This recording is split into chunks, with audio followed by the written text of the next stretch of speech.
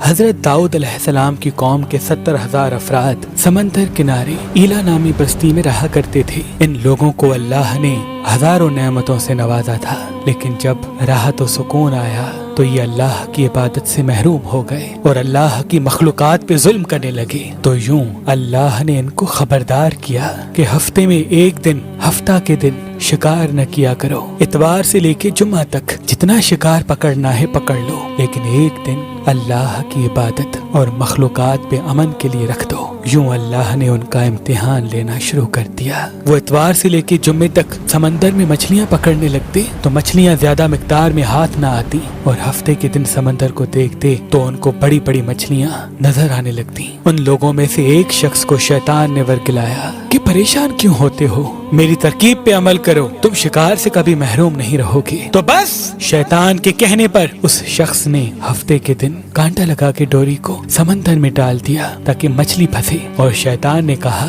اس مچھلی کو تم اتوار کے دن نکالنا، اور یوں ہفتے کی حرمت بھی باقی رہے گی اور تمہارا شکار بھی ہو جائے گا۔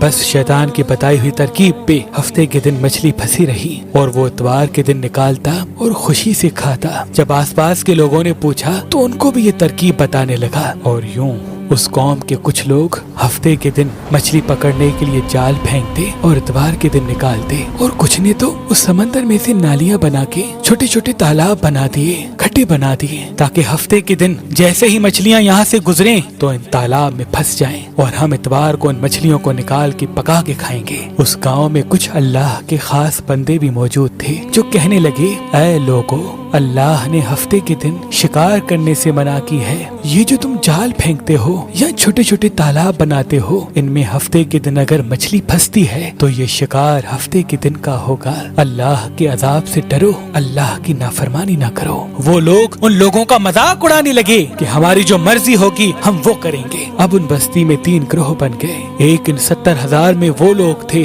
جو ان نافرمان لوگوں کی بار بار اصلاح کرتے، دوسرے وہ جو ان لوگوں سے نفرت کرتے اور خاموشی اختیار کیے ہوئے تھے، اور تیسرے وہ جو گمراہ ہو کر اللہ کی نافرمانی کر رہے تھے۔ تو یوں نیک بندوں نے اس بستی کے بیچ میں سے دیوار کو کھڑا کر دیا اور یہ حکم نافذ کیا کہ اللہ کی نافرمانی کرنے والے اس طرف ہو جائیں اور ہم جو اللہ کے فرما بردار ہیں وہ اس طرف رہیں گے۔ وہ صالح لوگ بار بار ان سے کہتے رہے، اے لوگو، اللہ سے ڈرو، قوم سمود، قوم لوط کا جو حشر ہوا اس کو یاد کرو، اللہ کی نافرمانی نہ کرو ورنہ تم پہ بھی کوئی عذاب آئے گا۔ وہ سارے نافرمان جن کی تعداد تقریباً 12,000 تھی، سب ہنستے رہے کہ یہ تو سب کتابی باتیں ہیں، ہم پہ کوئی عذاب نہیں آئے گا۔ بس جیسے ہی وہ گروہ 2 حصوں میں تقسیم ہو گیا، ایک وہ جو اللہ کے فرما بردار بندے دیوار کے اس طرف تھے، اور دوسرے وہ جو نافرمان بندے جو دیوار کے اس طرف تھے۔ وہ نافرمان